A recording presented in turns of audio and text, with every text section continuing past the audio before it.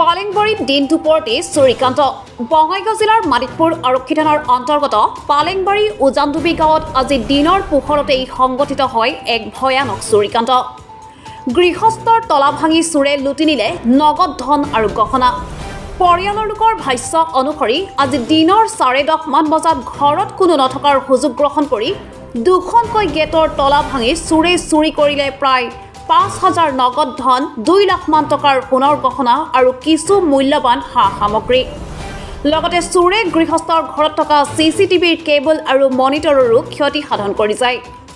উল্লেখ্য যে আজি চুৰিকাণ্ড সংঘটিত হোৱা পালেংবাৰীৰ ভূপেন ৰায়ৰ পুত্ৰ মন্টু ৰায়ৰ ঘৰত আজিৰ পৰা কিছু বছৰ পূৰ্বেও ৰাতি চোৰে চুৰিৰ চেষ্টা চলাইছিল যদিও গৃহস্থই সাৰ পোৱাত সেইবাৰলৈ ৰক্ষা পৰিছিল।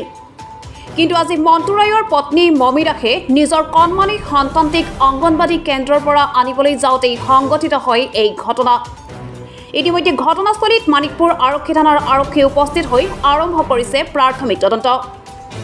মোৰ নাম শ্ৰী মমি দাস, মই উজানডুবিৰ বাসিন্দা হয়।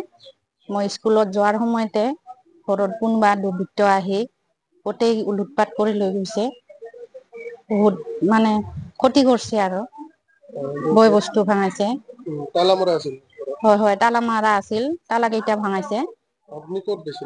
মই মোৰ সৰু ছোৱালীজনীক অংগনাবাদীত লৈ গৈছিলো। বেছি সময়ো হোৱা নাই, 1 ঘণ্টামান হৈছে আৰু। মই কিছু 9:30 মানত ঘৰৰ পৰা মই 9:30 লৈছো আৰু আহি পোৱা মানে হেৰিমান হৈছে 11টা বাজা নাই, মানে 10:30টাৰ ওপৰত হৈছে।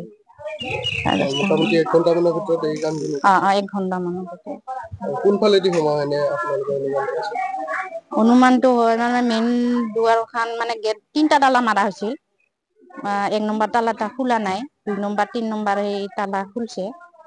খুলি আৰু গোটেই সা-সৰঞ্জাম সবখিনি মানে লণ্ড ভণ্ড কৰি ভাঙাই চিঙাই থৈ গৈছে আৰু। হয়, চিচি কেমেৰা আছিল। চিচি কেমেৰাটোৰ মানে মনিটৰখন ভাঙাই থৈ গৈছে আৰু তাই লণ্ড ভণ্ড কৰিছে আৰু তাৰ চাৰ চিঙি। মোৰ নাম শ্ৰী ভূপেন ৰায়। আজি মোটামুটি 10:30 বজাত। মই এই বছৰত ঘৰত নাই, তাৰমানে মই ৰাতি ইয়াত থাকোঁ আৰু ৰাতিপুৱালৈ মই পুৰণা ঘৰলৈ যাওঁ। আৰু সেই বোৱাৰীটো ঠিক 10টামান বজাত সৰু নাতিনীজনীক লৈ অংগনাবাদী স্কুলত গৈছিলে আৰু সেইখিনি এবচেঞ্চৰ সুবিধা লৈয়ে বাহিৰত থকা গেটখন খোলাই থাকে। নেক্সট 2 নম্বৰ গেটটো তালা ভাঙিছে আৰু 3 নম্বৰ গেটখনো তালা ভাঙিছে। তালা কিন্তু মজবুত আছিল, তথাপি তাৰ মাজত এইবাৰ দুৱাৰ খুলি আলমাৰি আৰু বিচনা, আলমাৰীৰ পৰা কানি কাপোৰবিলাক চেদেলি ভেদেলি কৰি কিছুমান বস্তু লৈ গৈছে, মূল্যৱান কিছুমান কাপোৰ।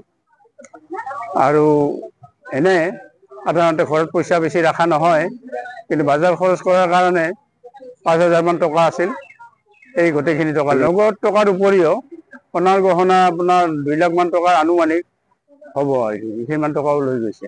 10 বছৰ হোৱা নাই, 8 বছৰ মান আগত ঠিক অনুৰূপ ৰাতি এই তালা ভাঙি দুৱাৰ ভাঙি সোমোৱাৰ চেষ্টা কৰিছিলে, কিন্তু আমি সাৰ পোৱাত সিহঁতক খেদি পঠিওৱা হ'ল। আমি অনুমান কৰিছোঁ যে সেইটো দলৰে হয়তো হ'ব পাৰে আৰু কি। পালেংবাৰীৰ পৰা অজয় কুমাৰ ৰায়ৰ ৰিপৰ্ট, নিউজ টাইম 3।